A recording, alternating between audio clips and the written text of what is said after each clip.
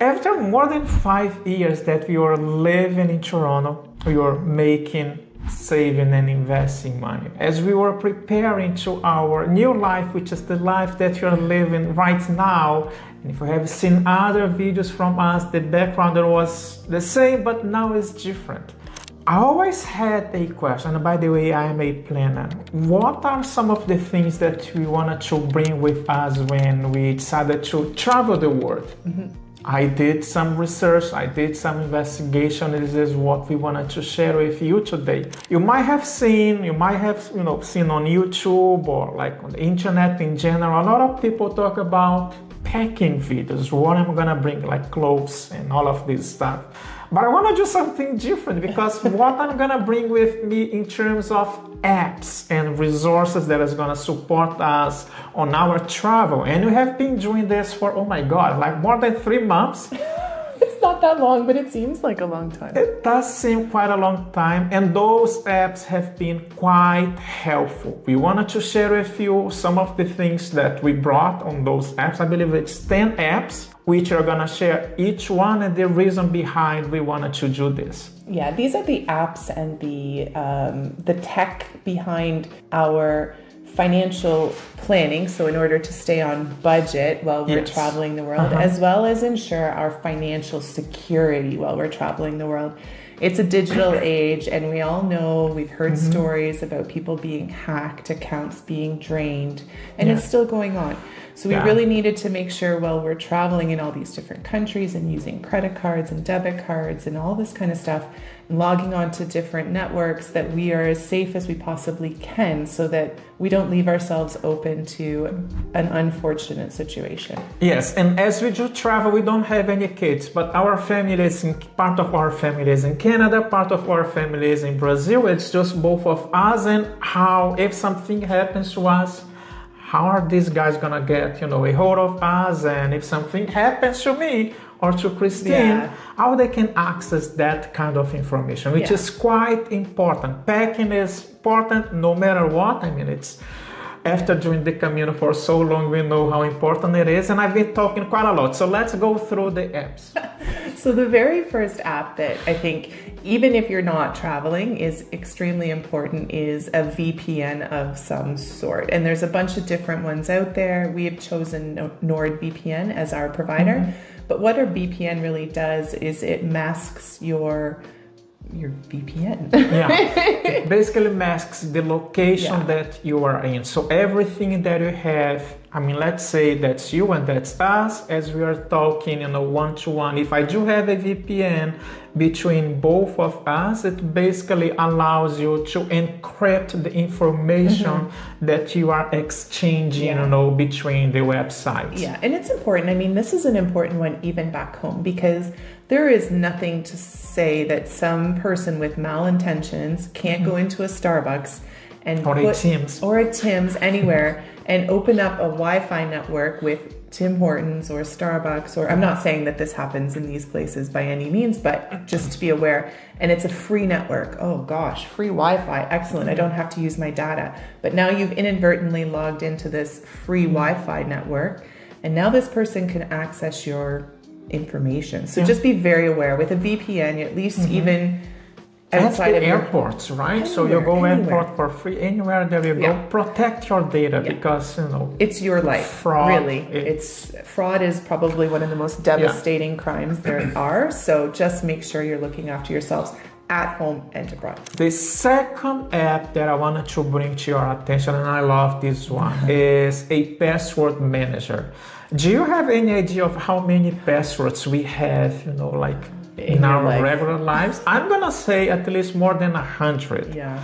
What we have done was using an app which is 1Password, and it basically allows us to store all of our passwords within 1Password, meaning that I don't need to remember all the combinations. And by the way, I don't have passwords 1, 2, 3, 4, 5, 6. Never do this. Create strong passwords. So we decided to use 1Password, not only for password management, but also for documents as well. Yeah, we keep copies of our wills in there, our powers of attorney, all this type of stuff. Think of it as like a vault. right? It's a vault or a safety deposit box. And we've actually given our executor of our wills the password. They're an allowed member of our... Yeah, we can share the vaults with the family depending on the kind of document that we're gonna have, right? Because whatever happens, your life is digital now, and a lot of these passwords, if you pass away, if they're not written down, God, don't write them down in a book somewhere, but if they're not documented somewhere, it's very difficult, and it can cause a lot of anxiety for people that are left behind trying to deal with your estate. So in our case, we've given the executor as well access to those passwords. Yeah, which is peace of mind, not only for us and also to the person that is going to be responsible for that. Like even between both of us, we have passwords. So if Christine wants to have my password, she can have it in the same way with me, right? Yeah. So that's one password. It's quite important. Go and take a look if you want to. By the way, all the links that we are describing on this video, they will be available to you as well. Yeah. The next one is an eSIM. It's not really an app. It is because we use iRollo, but in general, the tech that we've packed in our bag is an eSIM. Now, I say we, but it's Jean because my phone is too old and not compatible for eSIMs. But still works, so I'm not getting rid of it. Yeah, basically what happens is when we are traveling to another country, another destination, by the time that you reach that country, you want to have access to data. You want to inform your family that you have arrived, safe and sound. You want to see how can I grab a taxi? How can I go from my hotel, from my Airbnb, or whatever the case is. An eSIM, data. Yeah, perfect. You do need data. I don't even need to rely. See, on my first point when we were talking about the VPN, I don't need to rely on the airport internet anymore. We can use iRollo, so it does help us. Yeah. The next app that is probably the most useful, I would say, is WhatsApp. And WhatsApp outside of Canada and we use it in Canada, but we use it as a messenger app for the most part. But outside of Canada, outside of North America, really it is so versatile. You can contact any business on WhatsApp. We've made hotel booking and reservations on WhatsApp. We've FaceTimed family and friends on WhatsApp. It's our means of staying in communication with them back home. It's been great. Yeah. So we don't need international calls. We use WhatsApp and we can FaceTime and we are good to go. The next one, a wallet. Here comes, my geeky side. Imagine the situation. I mean, even in our case, by doing the Camino de Santiago, every single day we are in a different location. But sometimes we don't know, what is the next location that we are going to? Where are we staying? What is the address? What is the check-in time? What is the check-out time? Confirmation number. The confirmation number. And all of this stuff, they usually go, depending on how you do, to your email, and you have to open your email. But what happens is with our wallet, it kind of syncs the information between the confirmation and all the reservations that we have, not only to hotels, but to airlines, to restaurants, buses, to cruises, trains, so you name it. Yeah, and it's also where Jehan, because I'm going to say him because he's the one that masterminds this, is it tracks and keeps track of all of our award points for our travel awards. So all of those credit card points that we're using to help offset costs as we travel around the world, Award Wallet kind of keeps track of those. It debits when we use them, it adds when we gain them. It's a good, and it tells us if any are expiring, so we don't miss out. So it's a really good app. Really good app, so we definitely recommend it. The next one, voip.ms. Yeah, this is also Jean's baby. I just use it.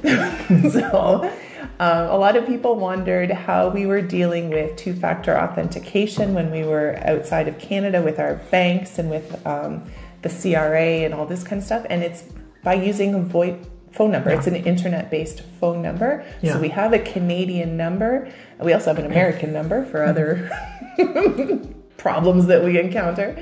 But anyways, it's been serving us well, and it's quite inexpensive. Yeah, it's quite inexpensive. You basically pick a phone number that you want, and I'm gonna use the CRA, the Canadian Revenue Agency, as an example. If they want us, if you wanted to access our account, they usually send the SMS. So instead of receiving the SMS on my phone, it kind of redirects to my email, so I can get the number on my email, and so I will be able to to access that. It's been working really well, so we're quite happy with the VoIP system, and I think that's also linked down below. And if you have any more questions about that, let us know, and we'll do our best to answer them. Yeah. The next one is my favorite, is our library app. So we have 2 library apps that we use. One is Libby and one is Hoopla. But we use both of them, and I have recently started to read a lot more now that I have some more time on our hands, and have really been enjoying renting and taking books out of the library for free. So it's saving us money there. It's entertainment for us, and it's easy. It's right on my phone. Yeah, it's basically, we went to Toronto. We used to live in Toronto, so we have a library card from the Toronto Public Library. So you get that information, and you load into your Libby, and it's like you have access to all the ebooks and audiobooks and everything in between. The next one, Google Translate. Google Translate. You cannot live without Google Translate. You cannot live without Google Translate. And imagine the situation. Here we are at the Camino de Santiago talking with somebody who does not speak English, or maybe we don't speak their language, and we have to communicate. How are you going to be able to do that? Many dinners have been sat with your phone in between and the conversation button hit, and you can communicate with these people. And it's amazing because now you're able to interact and understand other people from all over the world, which is part of the reason we wanted to travel in the first place. Yeah, and by the way, you don't even need to have data. You can download the dictionary, from the language that we want to speak. Like right here in Spain, so we downloaded even though we speak Spanish, but there are a few words that we don't understand, so we downloaded the Spanish language pack. Next app is one that keeps us financially aware. That is Travel Spend, and that's where we're tracking every single cent that we're spending while we're moving around the world. You can track it in any currency. It converts it back to your home currency. So right now, for example, we enter things in the euro, and it'll transfer it back over to Canadian. If we have bills we're paying in US dollars, it'll transfer it to Canadian dollars for us. And then it gives you all sorts of breakdowns and monthly and daily spends and stuff like that. So we really like it. I would highly recommend it, in fact. It's very easy to use, and I think the link is down below for that one as well. Yeah. Last but not least. Oh, this is you. Oh, that's me. It's Wise. So Wise is I'm gonna call like a digital bank. I don't know if it is like the proper definition, but basically, as we said before, we have bank accounts in 3 countries: Canada, the United States, and in Brazil. And sometimes we need to move money from one country to another one. Here comes Wise, where we can do all the conversion. It's, by the way, a better rate than the banks. We have used it quite extensively, and it's been quite helpful, and the money shows instantly almost, right? And another really great point is this is a way for us to really secure our financial health in those banks, right? So we're not using our debit card from our Canadian bank or US bank or Brazilian bank to withdraw cash while we're here in Europe. We use Wise. So we move the money from our bank account in our bank to the Wise account, and we use the Wise debit card to withdraw that cash. Now, if for whatever reason there's a corrupted teller or machine or whatever that we're withdrawing the money from, our home bank accounts aren't hacked, aren't affected by that. It's just the amount of money that we have in the Wise account, which we don't keep a lot of money there. We just use it more as whenever we need to withdraw, we'll put money in, or need to transfer, move the money through. So again, link down below if you're interested. I believe that's 10. Oh God, I've been quite fast. I know. So these are the apps and the items, the electronic items that we've packed into our phones in order to ensure our financial health while we're traveling. And I think that they've served us well to this point. 100%. I definitely do recommend them if you guys are interested. As we did say, all the links are listed on the description below. And if we missed any that you guys currently use, let us know, because we're always open and looking for new options out there. 100%. So packing is important, but digital packing is also important. Don't forget it, because it's probably more important than what shirt you're going to wear tomorrow. If your money disappears on you, then you're kind of in, you know what. But anyways, we hope you guys are having a great week, and we'll see you soon. Yeah, and if you want to see the use of travel spend, I'm going to link a playlist where you can see our budget, and our budget is based on one of these apps, which is the travel spend. Yeah. Maybe 1 month we'll actually show you the breakdown on travel spend, so you can see what it looks like. Yeah. All right, guys, we hope you have a great week, and we'll see you soon. Take it easy. Bye. I should say thank you, and I'll see you in our next video. Goodbye. Bye.